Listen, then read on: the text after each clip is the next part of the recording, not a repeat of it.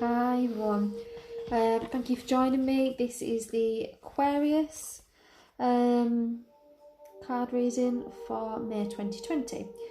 So I'm going to give a quick recap on the energies, but if you want something more in depth, I've done a separate video for that. So May 1st we have Beltane. That's all about co-creation, fertility, commitment, abundance, prosperity. So they're all big themes for Beltane, but I do go into more depth in the aforementioned video about how we can honour that time and what it means. On the 5th of May, the lunar nodes change. There is a shift. So since May 2018, it's been in Cancer and Capricorn. It's now moving into Gemini and Sagittarius. Then on the 7th of May, we have the super full flower moon in Scorpio, set to bring around some shedding and transformation. Then we have a series of retrogrades, of planets going into retrograde. So on the 10th of May we have Saturn. On the 12th or 13th, depending where you are, you have Venus going into retrograde in Gemini, and then on the 14th there is Jupiter in retrograde. So we've got some big changes coming up, so that's quite a lot of big energy changes coming up for us at the moment. Then it goes a little bit, I'll say quiet. It's allowing us time to adjust to the energy.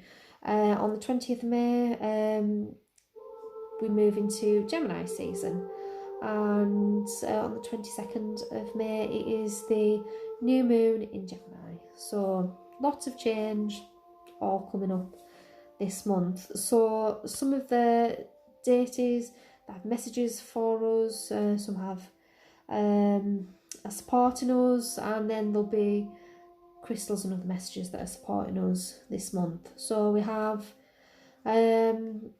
first off Mahatma Babaji. He is the light worker of the month, and his message is all about promoting in us a sense of just having that awareness of how we think, how we feel, and the words we say. So solely this will be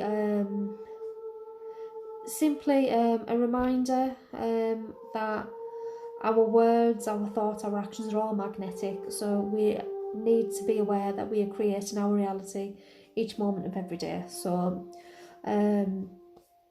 be careful with the things that you're putting out there. And then we have the angel Ambriel, who's a guardian angel. He's come forward to promote a sense of peace and clarity into our lives. Because we're struggling, a lot of us are struggling with that at the moment. Also, if you're a light worker, he's here to protect you and the work that you're doing at the moment. Then we move on to the goddess of the month, who is Green Tara. She's a Buddhist goddess, and her main teachings are centered around compassion, loving kindness, and emptiness. So some of those are quite big themes that we're working with those energies this month. And then we're moving on to other things that are going to support us during the month. This is the crystal of the month. It's hematite. Very good for grounding, fabulous for balancing and aligning your root chakra, and it's very transformative because it can take those negative energies that are getting clogged up within us, and it takes them and it transforms them into positive, higher vibe energies. So, an amazing crystal. So then we have the rune of the month, and this is Earth. This is our reminder to stay grounded, to take mindful moments during the day, to be more present within our lives, and to make more time. If you don't already, it will be a good time to start a meditation practice to help with those feelings of anxiety and bring a sense of calm and grounding to your life. Then we have the colour of the month, which is blue, and this is bringing peace, tranquility and calm, and also for those who are still working, bringing a sense of professionalism and helping us to be able to complete the work efficiently and effectively, and also helping with our throat chakra at the same time. And then finally we have our number of the month, which is the number 5, which promotes greater stability and helps us with our decisions and life choices and how we learn our lessons from our experiences. So now that we've rattled through all of that, I say if you want more in depth, look at the energy forecast for May 2020 video either on YouTube or IGTV, and it'll be there. So the card I have for this month for you Aquarians is the Hanged Man. So this month is going to bring some real time for either a pause, particularly though reflection, healing and surrendering to the energies that you're currently working with.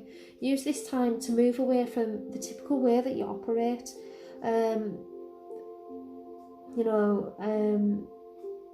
Change the way that you're thinking and you're feeling at this time. This is a time for you to gain new perspectives ultimately, and not just new perspectives about the outside world, but also perspectives about yourself. Have a really good look at yourself from an outside view. So this is your time for resetting, reevaluating and reviewing. To kickstart this switch up in your routine, try something new, look to learn something new, connect with nature, spirit, while honouring your time for surrendering and going with the flow. So, the key message always with the Hangman is things are never quite as they seem. So this is really a good time for you to be assessing the illusions, so those beliefs that you hold about yourself, or maybe the beliefs that you hold about other people. This is a real time for you to be focusing on all of that. But do it with compassion, do it with love. You don't need to be harsh about it. It can all be done through the eyes of love, because you are humanitarians at the end of the day, but sometimes you don't, not all of you, view yourself with those lens of love and compassion. That's where that work needs to be done on yourself. Certainly once Venus in retrograde starts, there will be a big pull and a lesson for that's where you need to be moving. So I'm going to leave you with that thought.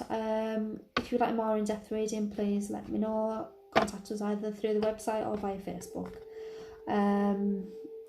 Keep safe, and I hope to see you again.